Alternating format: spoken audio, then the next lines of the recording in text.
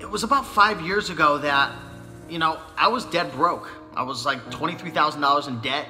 I was living at home with my parents. I didn't even have enough money to bring a girl out on a date. It was that bad. My number one priority was trying to get enough money to buy a pack of cigarettes. That was my life. And, I've come a long way, and I've made a lot of mistakes. I've had a lot of wins. I've had a lot of losses. And I want to let you know that this journey of entrepreneurship, this journey of finding success, whatever it is to you, it is a journey in itself.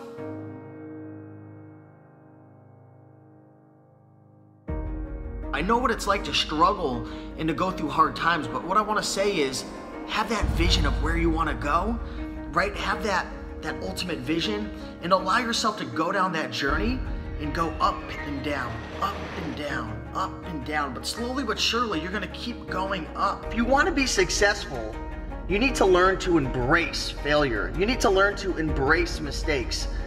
You are not defined by your mistakes and your failures.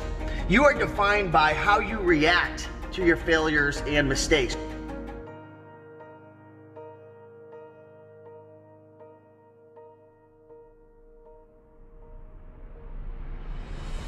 Being successful is all about our thoughts, which then lead to our decisions and our actions, which will lead to our results.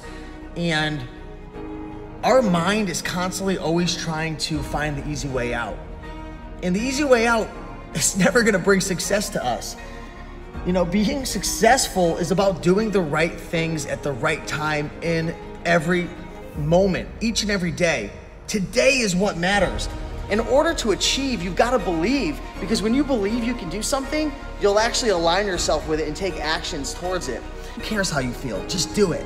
If there's anything in your life that you're feeling a little bit down about, just know you are 5 seconds away from changing everything. You are, I can promise you. If I change my life, you can do the same thing.